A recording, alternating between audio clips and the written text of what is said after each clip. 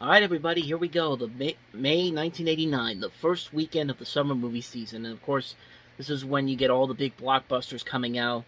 I mean, look at what we're getting this year, in 2022. What's the first big blockbuster that's going to open up on May 6, 2022?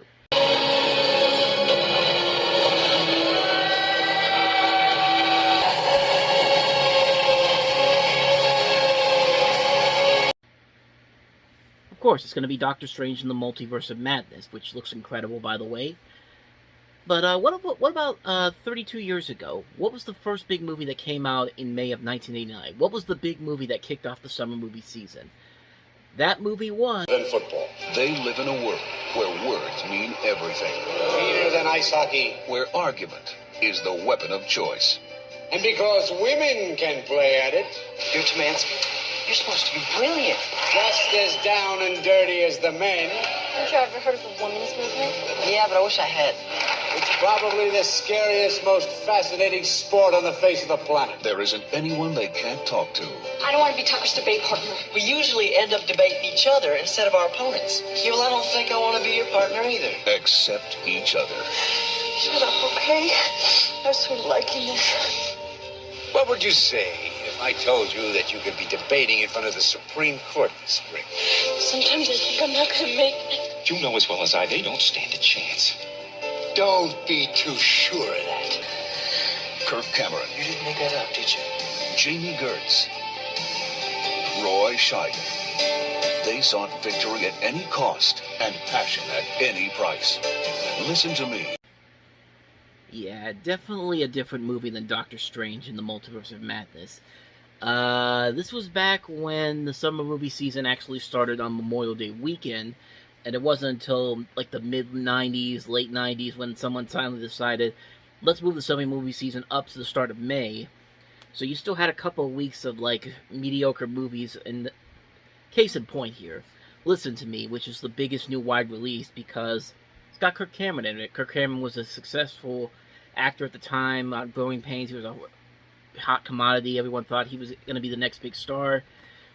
Well, he was the next big star, but yeah, this movie comes out of the popularity of Kirk Cameron's time on Growing Pains. You also have Jami Gertz, a young rising actor at the time, Roy Schieder from Jaws. And this movie was pretty forgettable. Like, honestly, this movie was really forgettable. In fact, when you really look at it, it seemed like the biggest thing. It seemed like this movie didn't know what it wanted to be. It wanted to be anything other than a generic, uplifting coming-of-age story. In fact, I saw here that the movie was actually the marketing was gonna focus on Kirk Cameron because he was at the height of his popularity at the time. However, the producer Jimmy Weintraub overrode that and said, let's focus on the fact that the movie is dealing with the debate on abortion, and it just wasn't. It just didn't do anything. Nobody really wanted to go see it. It's funny because I think Roe vs. Wade with Holly Hunter came out around the same time as this did, and that was on NBC. So people could just go and watch that on TV for free instead of having to go out and see this. And it was pretty clear that this movie was not going to make any money whatsoever. Maybe if the movie actually was good, or maybe the movie wasn't so hokey, maybe they would have had stuff in here, but you saw the trailer for this. It looks pretty bad. It looks pretty bad. Kirk Cameron has like a bad accent in this movie from Oklahoma. He sounds like he's supposed to be like from Oklahoma, and he's got this really terrible accent in this movie. Yeah, it's not a good movie. It's not a good movie whatsoever. And this was not a good weekend for movies because there was only one other movie that came out that weekend, and that was Getting It Right. Have you ever played a game called Secrets? I'm so terrified of the dark that I can't even go to bed with someone I love with the lights out. I'm 31 and I've never been to bed with anybody. Aren't you wearing anything? It's dirty to get into people's beds with your clothes on. I sort of feel I know about life, well, as much as I can manage. It's art I don't know about. Prepare yourself for a refreshing change of pace. I must say, you are someone who makes the least of everything that happens to you. A rarity among 20th century men. You worry a lot about other people's feelings, don't you? Gavin Lamb. He lives at home. What's this, Mum? This looks like a hippo's tooth. That is the Brazil nut, I should imagine. He loves his work.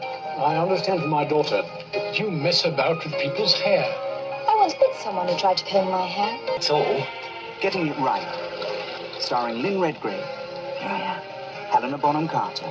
Thanks for having me. Peter Cook. Don't worry, Lady Stanton. If needs be, we can pull Gavin off one of our other ladies. Jesse Birdsall as Gavin. I don't love you see, but I'll still be your friend. And Sir John Gielgud as Lord Monday. I'm impressed with you. I really am. Getting It Right, a modern comedy for all those who've been getting it wrong. From the director of Grease and The Blue Lagoon, who would later go on to do movies such as Honey, I Blew Up the Kid, White Fang, also did Flight of the Navigator, Big Top Pee-wee, Randall Kleiser. This is a pretty good, decent director, and this is a pretty decent movie from the little bit that I've seen of it. You got Jesse Birdsall, Jane Horrocks, Helena Bonham Carter, John Gielgud, Lynn Redgrave, Peter Cook. It's a little Britishy, but it works for what it is. It's nothing too special, but I enjoy it. I think it's an enjoyable movie. I think it did a better job of doing this kind of a story than Loverboy the previous week did. So again, I can't really say a whole lot more on it. I've only seen like little bits and pieces of it before, and I've seen it looks pretty good. So I enjoy it for what it is. So I'll just leave it with that. So that's really about it. There's nothing about this weekend that's all that interesting, unfortunately. And looking ahead to next week, there's 2 movies once again, but at the same time, unlike this week, those 2 actually have somewhat of a following to them. One of them's got Gene Wilder and Richard Pryor, and the other one has Jeff Goldblum in it. And we'll get to those ones when we get to that on the next time we do this on Sunday. But until then, that's it for this week. Thank you guys for watching. If you like what you see, go ahead and hit the playlist to see previous episodes and check out the previous episode at the top of the corner there. And I'll see you guys on Sunday for the latest new episode. And if you watch the movie stopped, I'll have a new episode tomorrow for that as well. So thank you guys for watching, and I'll see you next time. Until then, take care.